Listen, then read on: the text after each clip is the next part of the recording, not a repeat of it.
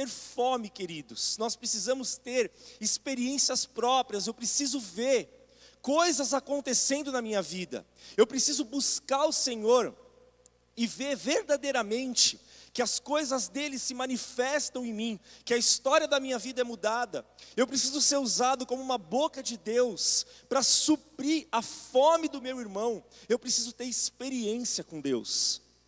Ninguém vai conseguir manter uma caminhada com o Senhor Jesus sem ter experiências com Ele.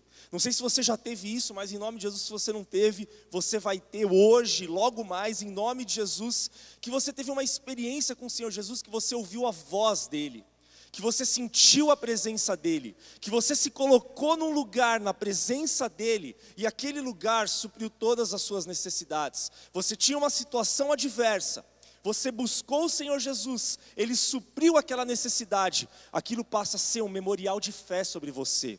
Quando aquela mesma situação te abater, você vai se lembrar, eu já tive uma experiência com o Senhor Jesus, eu tenho uma vida com Ele, eu vou me colocar naquele lugar, para que a minha necessidade seja suprida. Nós precisamos, queridos, ter fome pela manifestação do Senhor Jesus aqui na terra. O Senhor Jesus, Ele se manifesta aqui na terra, também, através de um culto de celebração. O nosso culto de celebração, o domingo pela manhã, o domingo às 5 horas, o domingo às 7 horas da noite, precisa ser o melhor momento das nossas vidas. Nós precisamos gerar expectativa. Eu falei agora de experiência. Sabe o que vai acontecer no culto de celebração, quando você busca saciar sua fome, matar a sua sede? Ao longo da semana, você vai se reunir como igreja aqui, e você vai ter a condição de apresentar diante de Deus aquilo que você experimentou ao longo da semana. Você pode sair do culto e falar, o louvor essa semana da Marília aqui, ela ministrou o louvor, não fluiu muito. A palavra do Guilherme foi bem mais ou menos. Sabe o que é isso? Isso significa que nós, ao longo da nossa semana, nós não nos enchemos do Senhor Jesus, nós não buscamos matar a nossa fome diante do Senhor Jesus, e o culto de celebração, que é a reunião do corpo de Cristo para celebrar o Senhor Jesus, eu venho aqui e trago aquilo que eu tenho. Se eu não busquei o Senhor Jesus, eu vou me apresentar diante dele e eu não vou ter o que apresentar. O louvor aqui pode ser abençoadíssimo, a palavra pode ser profunda e queria tocar no seu coração, mas você não teve tempo investido com Deus. E quando você teve um encontro com Ele, como igreja, como a noiva de Cristo, você não vai conseguir fazer nada. Eu lembro muito bem, no ano de 2008, nós morávamos em São Paulo, nós já éramos casados, nós tiramos um longo período de jejum e de oração, nós precisávamos de uma mudança da nossa vida, nós fomos visitar muitas igrejas lá em São Paulo, as melhores igrejas de São Paulo, com toda certeza, e nós ficamos sabendo, nós conhecemos o pastor Bruno e a pastora Beth, uma igreja aqui em Barueri, num bairro distante. A igreja aqui em Barueri ficava a 35 quilômetros da minha casa, lá em São Paulo, demorava muito tempo para chegar na igreja. Eu me lembro exatamente, a primeira vez que eu entrei naquela igreja, era lá em cima, lá no Tupanci ainda, Rua Urano. Eu entrei naquele lugar e nós estávamos buscando uma confirmação, onde nós ficaremos, onde nós seremos cuidados. A gente tinha ido em igreja perto de casa, igreja boa, estrutura, mega estrutura, lá era um galpão. Com todo respeito, eu sou igreja, eu amo a igreja, não era o lugar mais bonito do mundo, era frio no frio, era calor no calor. Quem é daquela época lembra, mas eu e a Priscila, principalmente eu, no primeiro momento, eu tive uma certeza absoluta, que aquele era o lugar para eu ser cuidado. Porque eu entrei naquele lugar, com a minha motivação alinhada, eu vi uma ótica sobrenatural acontecendo ali, uma palavra poderosa sendo ministrada, um louvor espontâneo, que foi de encontro ao meu coração. Nós precisamos ter fome pela manifestação do Senhor Jesus aqui na terra. Você tem uma célula para você ir na sua semana.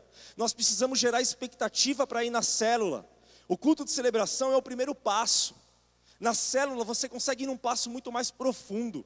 Na sua semana você tem um discipulado para você ir. Gera expectativa, gera fome pelo teu discipulado, porque o discipulado é a maior forma da manifestação do Senhor Jesus sobre a nossa vida. É o tempo que eu tenho de abrir o meu coração, é o tempo que eu tenho de abrir as minhas necessidades, e uma pessoa levantada por Deus, que ora e que jejua por mim, é um canal do fluir do Senhor Jesus, para suprir as minhas necessidades, para suprir a minha fome. Nós precisamos, queridos, gerar expectativa em tudo isso. Fome por Deus, ela gera o suprimento dele em nós. Eu lembro muito bem, o ano passado, no Difflin Conference, o pastor Paulo Silva, ele me chamou no canto, foi perto daquele extintor, eu lembro como se fosse hoje. Tinha acabado de ministrar, eu desci, ele falou: Guilherme, eu tenho uma palavra para dar para você.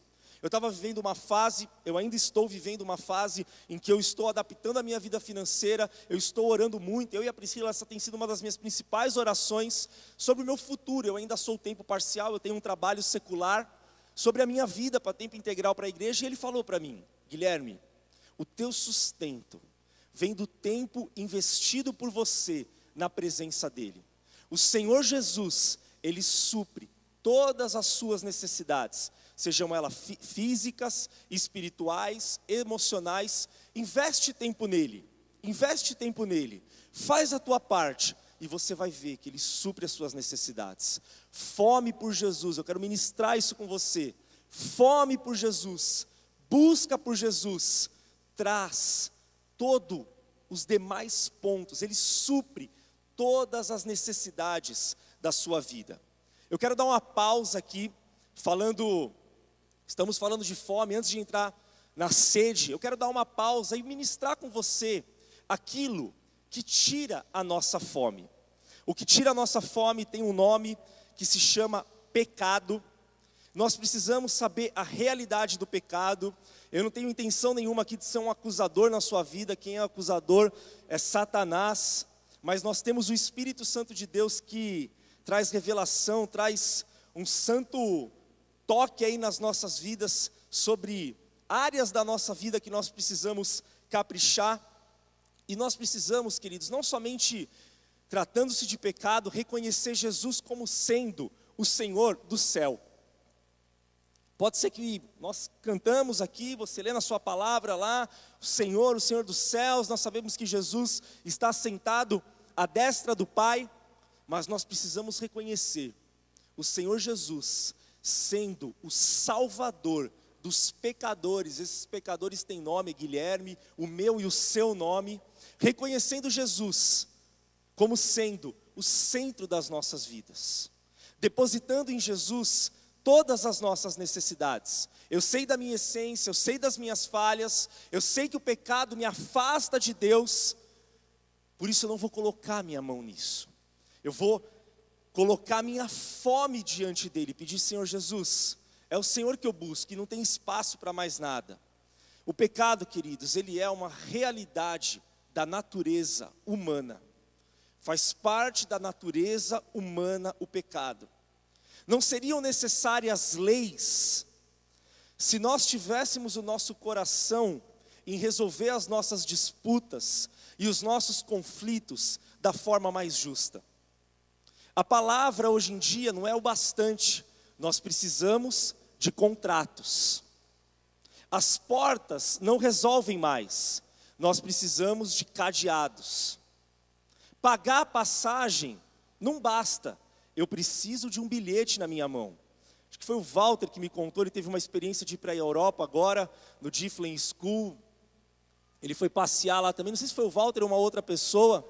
Você pode ir lá na bilheteria, comprar o bilhete, você entra, você não precisa mostrar o seu bilhete para ninguém. Você pode ficar com o seu bilhete no bolso, mas pode ser que a pessoa responsável, o cobrador ali, eu não sei o nome mais correto, ele te peça aquele bilhete. Nas nações mais organizadas, que supostamente as pessoas têm o maior nível de ética, de caráter, você precisa mostrar o seu bilhete. Se você não mostrar o seu bilhete, você toma uma multa muito alta, que é bem mais alta do que o preço do bilhete. A lei não é suficiente, nós precisamos da polícia para fazer cumprir as nossas leis. A polícia não é suficiente, nós precisamos do poder judiciário para fazer com que aquelas decisões sejam cumpridas. eu preciso de um juiz de direito, eu preciso de uma sentença, eu preciso de decisões de um acórdão, de um tribunal de justiça, eu preciso de uma decisão do Supremo Tribunal de Justiça, do Superior Tribunal de Justiça, do Supremo Tribunal Federal. Eu preciso de decisões, porque a natureza humana, ela é pecaminosa. Cada um busca o seu interesse. Eu falei de cadeado, eu falei de contrato, eu falei de polícia, eu falei de poder judiciário, eu falei de juiz. Nada disso seria necessário se nós colocássemos, todos nós, a nossa vida diante do Senhor Jesus, tivéssemos a nossa natureza humana destituída, a nossa fome sendo suprida pelo Senhor Jesus. Aí sim a minha palavra seria verdade, aí sim as minhas atitudes seriam as corretas, aí sim as minhas decisões visariam não somente o meu eu, mas o interesse, além do meu interesse, o interesse do meu irmão. Nós temos essa possibilidade.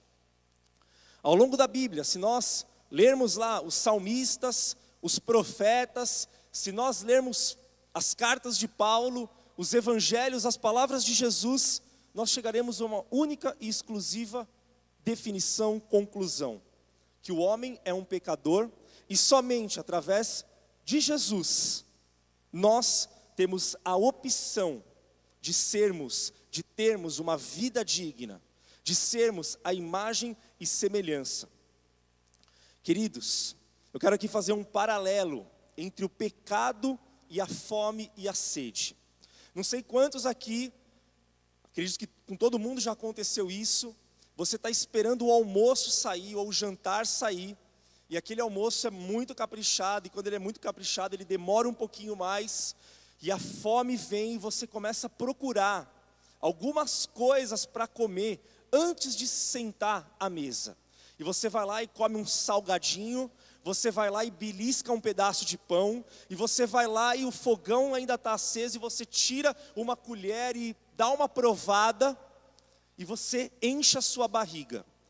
Quando você está para se assentar à mesa, aquele banquete é colocado, você não tem fome nenhuma de se servir daquele alimento. Com quantos já aconteceu isso? Eu lembro muito bem, eu fazia romance real com a Priscila, acho que já era a fase do romance real. Nós estávamos na casa da Priscila à noite, eu lembro, e bateu uma fome. A Priscila teve uma ideia maravilhosa: vamos numa churrascaria, não sei se a Priscila lembra disso. Falei: Priscila, mas essa hora onde tem churrascaria? Ah, lá na Avenida Bandeirantes tem churrascaria. A Priscila era de uma classe social bem melhor do que a minha, nessa época eu era estagiário. Eu saía andando a pé da Avenida Paulista, ia até a Liberdade para economizar uma passagem, para sobrar um lanchinho, para sobrar um rolê no final de semana. Não era a fase do romance real, não, era a fase ainda da bagunça. E nós fomos naquela churrascaria. A Priscila: não, aqui dá para parar, Eu encostei na churrascaria, eu já comecei a procurar o preço, queridos. Eu não via preço em lugar nenhum. Quando você não vê o preço, você se preocupa. Eu cheguei naquele lugar, antes de eu sentar, o cara puxou a cadeira para mim, eu quase falei: ô querido, onde você vai com a cadeira? Para eu sentar. Mas gente, era tanta coisa para comer. Era tanta coisa para comer na salada, na entrada. Diante de Deus, eu lembro isso faz mais de 12 anos. Quando chegou a mesa principal, não tinha mais espaço para nada. Acho que se eu comi 3 pedaços de picanha, foi muito. Eu não estava acostumado com aquilo. Eu vi tudo aquilo, eu falei: uau, na entrada eu já vou me jogar. Eu vou agora, nem te conto depois quando chegou a conta. Aquele que economizava o ônibus para poder comer um lanche na hora do intervalo, você não imagina o que eu tive que fazer para pagar aquela conta. Obviamente a Priscila dividiu comigo. Mas gente, vocês não sabem, todos aqui já passaram por isso. O Senhor Jesus, Ele coloca uma mesa para nós, diante de nós, para nós nos servirmos, e não termos necessidade de mais nada, mas a gente toma o caminho de suprir a nossa carne, nos lambuzarmos no pecado, e nós não conseguimos mergulhar na mesa do Senhor, nos servir do melhor do Senhor. Eu e a Priscila, a gente anda com essas garrafinhas. A gente está acostumado agora a tomar muita água, a gente toma de 3 a 4 garrafas dessa por dia. Nós não temos vontade de tomar nada ao longo das refeições. Daí o dia que a gente não toma água, a gente come: estou com vontade de tomar um suco hoje, não é, amor? Está dando uma vontade de tomar um refrigerante. Em nome de Jesus, a gente não toma mais refrigerante. Está vontade de tomar, um vira para o outro e fala: você não tomou água hoje. Com a sede é a mesma coisa. Se nós não suprirmos a nossa sede na fonte inesgotável, que é o Senhor Jesus, nós teremos sede de outras coisas. Busca direto da fonte. Pode ser que você veja, puxa, o tempo está fechado sobre a minha vida, eu não tenho visto, eu não tenho relacionamento, eu tento buscar a Deus e as coisas não acontecem. Eu tento fluir lá com o Senhor e parece que o céu está fechado, parece que tem um teto espiritual sobre mim, tratando de pecado ainda. Olha o que a palavra fala para nós. Vou pedir para você abrir em Isaías capítulo 59, os dois primeiros versículos, versículo 1 e versículo 2. A palavra nos traz a resposta do que acontece conosco quando esse céu está fechado, quando nada parece que flui. Isaías 59, 1 e 2.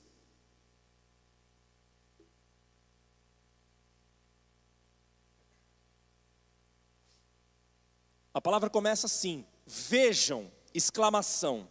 Quando a palavra começa assim, querido, se prepara que ela quer a sua atenção. Vejam, o braço do Senhor não está tão curto que não possa salvar, e o seu ouvido tão surdo que não possa ouvir.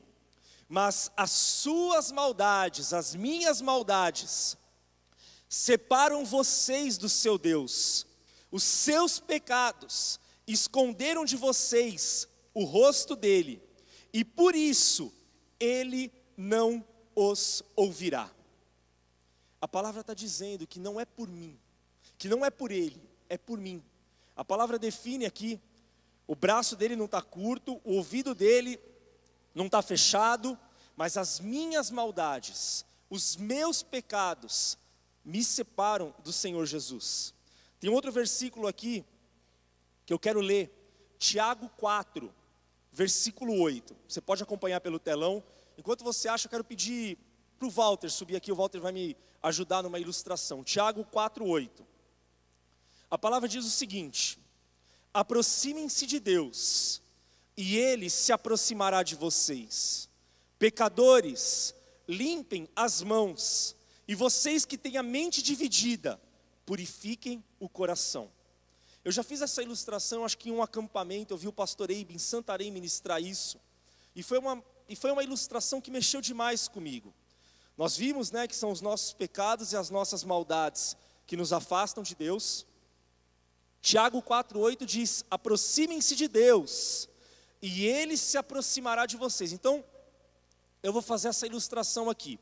Eu me represento, eu sou eu mesmo aqui, e o Walter representa Deus. Verdadeiramente o Walter é um canal de Deus nas nossas vidas, é verdade isso. O Walter é um homem de Deus.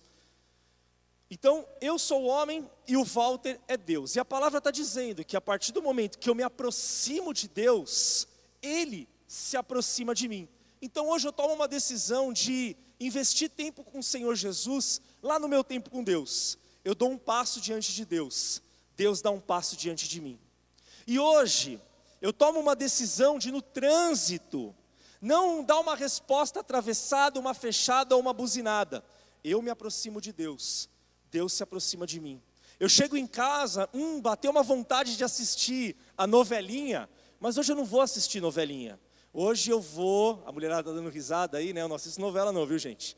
Hoje eu tomo uma decisão de buscar a Deus, eu vou ler a Bíblia, eu vou me encher do Senhor Jesus. Eu dou um passo, Ele dá um passo, pode vir, pode ficar tranquilo. Não me abraça ainda não, querido, não me abraça, fica tranquilo. Esse Deus aqui é muito amoroso, assim como nós. Muitas vezes eu estou diante do meu Deus, mas ainda eu não tive o maior encontro, o máximo da minha fome não foi suprida, e as mentiras de Satanás, o pecado começa a vir, as tentações começam a surgir sobre a minha cabeça, e ele começa a falar: mas você tem buscado tanto, mas as coisas não acontecem.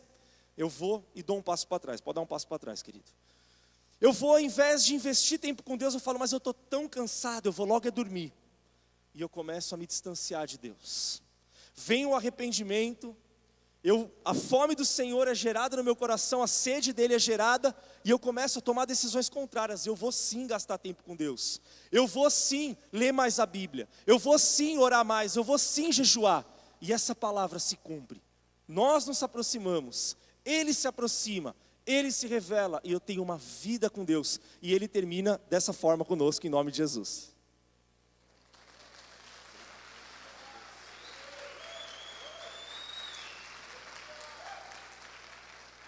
Eu quis aqui, queridos, trazer essa ilustração para ficar muito gravado na sua cabeça, no seu coração, no seu espírito aí, através do Espírito Santo de Deus, que não é Deus que é o vilão da história. Eu já pensei assim, Deus é um julgador que está lá em cima, está vendo os meus erros e Ele está se afastando de mim. Não, são as nossas decisões, através de uma palavra chamada pecado, que nós nos afastamos de Deus. Voltando para a parte boa, eu quero falar aqui sobre a sede.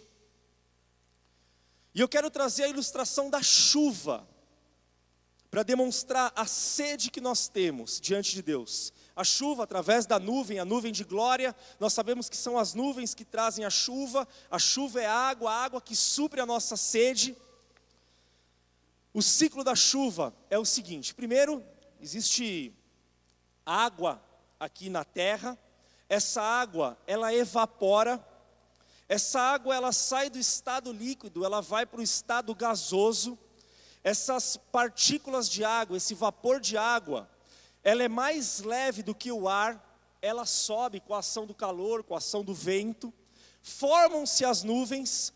Quando essa nuvem se depara com uma temperatura mais fria, aquele vapor de água, ele se condensa e ele se torna água no estado líquido novamente. Todo mundo, acho que na escola já fez as flechinhas, pode ser que tenha feito aquele com isopor, demonstrando esse ciclo da água. Você punha o gel azul lá embaixo, demonstrando a água. Alguns irmãos estão se identificando, outros a escola é tão distante que nem imagino o que é isso. Mas a chuva cai, ok? Você entendeu. Nós, diante de Deus, funcionamos da mesma forma. Nós evaporamos diante de Deus, mandando um sinal para Ele.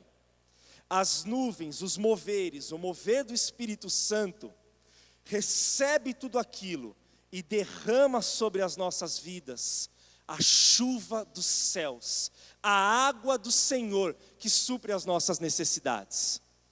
Eu atendo um cliente, ele é um biólogo, e eu liguei para ele essa semana, eu mandei uma mensagem, ele me ligou, e tem uma passagem na Bíblia que eu quero ler aqui com vocês, que está em Joel 2, agora facilitou, porque você já sabe onde está Amós, por isso que eu falei Joel aquela hora, para você ficar craque.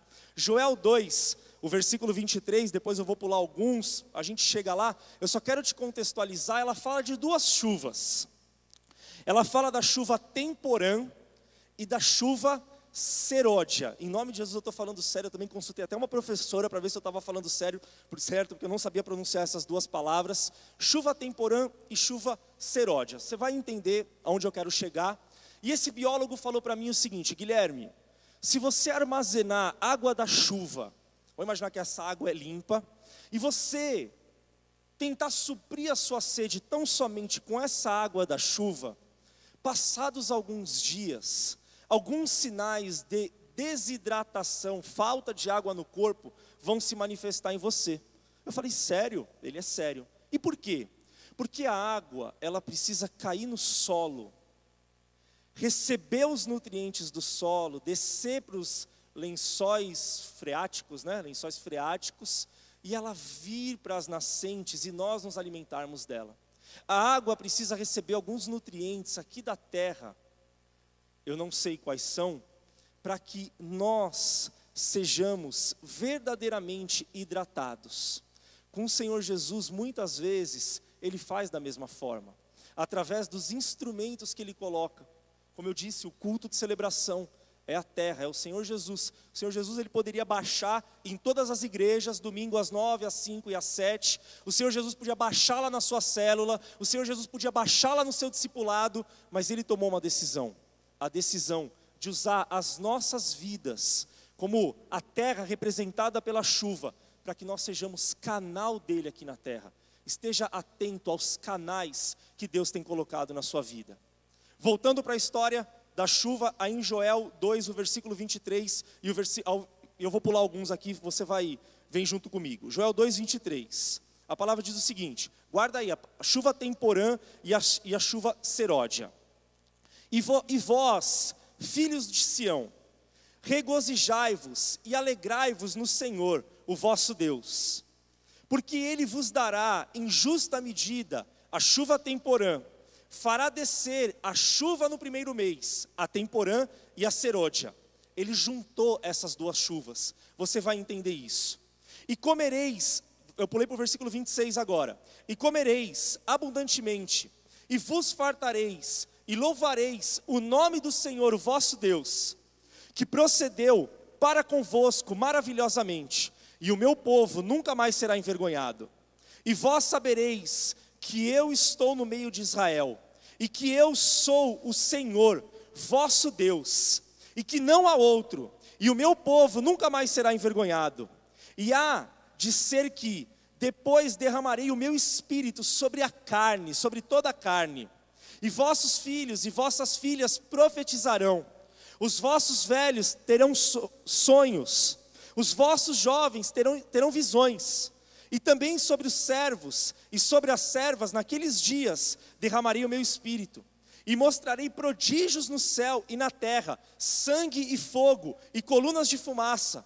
O sol se converterá em trevas e a lua em sangue, antes que venha o grande e terrível dia do Senhor. E há de ser que todo aquele que invocar o nome do Senhor será salvo, porque no monte Sião e em Jerusalém haverá livramento, assim como disse o Senhor, e entre os sobreviventes aqueles que o Senhor chamar. Lá na mensagem de Pentecostes, Atos 2, Pedro usa parte desse versículo, parte da palavra de Deus. E a palavra ministra aqui, quando eu disse, a chuva temporã é a chuva que cai no outono. E a chuva seródia, que é a chuva que cai na primavera. E esse biólogo me disse que a mesma água é a que cai no outono, que cai na primavera, mas a semente, ela está em um dado momento que aquela água vai gerar um resultado na vida dela. Lá na primavera, a semente, o fruto, ela está numa fase que aquela água vai suprir a necessidade dela. E o Senhor Jesus pegou uma ilustração humana. Existe tempo para todas as coisas, mas sobre vocês eu estou juntando essas duas chuvas. Estou derramando sobre a vida de cada um aqui a necessidade que vocês têm. O Senhor Jesus abreviando o tempo sobre as nossas vidas, queridos. Hoje pode ser que você tenha necessitado algo e tem parecido tão distante, mas o milagre do Senhor aqui, o humano demonstrou uma diferença que precisava acontecer. Ele precisava antecipar uma chuva, ele precisava juntar dois momentos para que você fosse edificado. Existem processos e existem milagres. Nós precisamos passar por processos e nós somos alvo do milagre do Senhor Jesus. Esteja muito atento a isso. Caminhando para a conclusão aqui, com base nesses moveres, com base nessa chuva, no sobrenatural de Deus, eu quero pegar uma ilustração da Bíblia, que fala também sobre água, que fala sobre sede. Queria até chamar já a equipe de louvor, que é a passagem da mulher samaritana. O Espírito Santo falou comigo nessa semana, de uma forma muito forte, que muitos irmãos estariam aqui, na igreja, hoje, se achando uma mulher samaritana. Não por terem tido 5 homens e por estarem com um parceiro, um companheiro que não é o seu marido hoje, mas pessoas que estão distantes de Deus. Pessoas que têm buscado, mas não têm alcançado, têm buscado matar uma sede em outros lugares, que não é a verdadeira fonte de águas vivas, que é o Senhor Jesus. E essa passagem está lá no Evangelho de João, capítulo 4, do versículo 9 ao versículo 14. Olha o que a palavra nos diz. A mulher samaritana lhe perguntou: como o Senhor, sendo judeu, pede a mim, uma samaritana, água para beber? Uma pergunta, e tem até parênteses. Pois os judeus não se dão bem com os samaritanos. Você queria xingar uma pessoa na época, você chamava a pessoa de samaritana. Eles eram uma mistura do povo judeu com outros povos. Havia uma adulteração dos costumes religiosos. Os samaritanos, eles estavam à margem da sociedade. Em meio a uma margem da sociedade, para o povo de Deus, para os judeus, aquela mulher, ela estava mais à margem ainda. Ela tinha tido 5 homens, imagina isso, há 2000 anos atrás. Hoje uma pessoa que já teve 5 casamentos, a Gretchen, o Fábio Júnior, eles chocam. Imagina essa mulher nos costumes daquela época. Ela ia buscar aquela água no sol do meio-dia, porque ela não queria encontrar mais ninguém. Olha o que a palavra diz, o versículo 10. Jesus lhe respondeu: se você conhecesse o dom de Deus e quem lhe está pedindo água, você lhe teria pedido e ele lhe teria dado água viva. Disse a mulher: o Senhor não tem como tirar a água, o poço é fundo, onde posso conseguir essa água viva? O Senhor Jesus cutucou a vida dela. Existe uma água viva, e ela: aonde eu posso conseguir? Eu tenho buscado matar minha sede em tantas coisas e eu não tenho conseguido. Acaso o Senhor é maior do que o nosso pai Jacó, que nos deu o poço, do qual ele mesmo bebeu, bem como seus filhos e seu gado? Agora vem a parte boa. Agora eu quero que você esteja com seus ouvidos bem abertos. Versículo 13. Jesus respondeu: quem beber desta água terá sede outra vez, a água humana, a água física. Mas quem beber da água que eu lhe der, nunca mais terá sede. Pelo contrário, a água que eu lhe der se tornará nele uma fonte de água a jorrar para a vida eterna, em nome de Jesus. Eu vou pedir para você ficar de pé no seu lugar. Em nome de Jesus, nós nos serviremos agora dessa água do Senhor, do fluir do Senhor. Aquela mulher, queridos, ela largou a tigela que ela tinha, aquele recipiente para ela pegar a água humana. Ela correu lá para a aldeia dela, pouco importando o passado dela.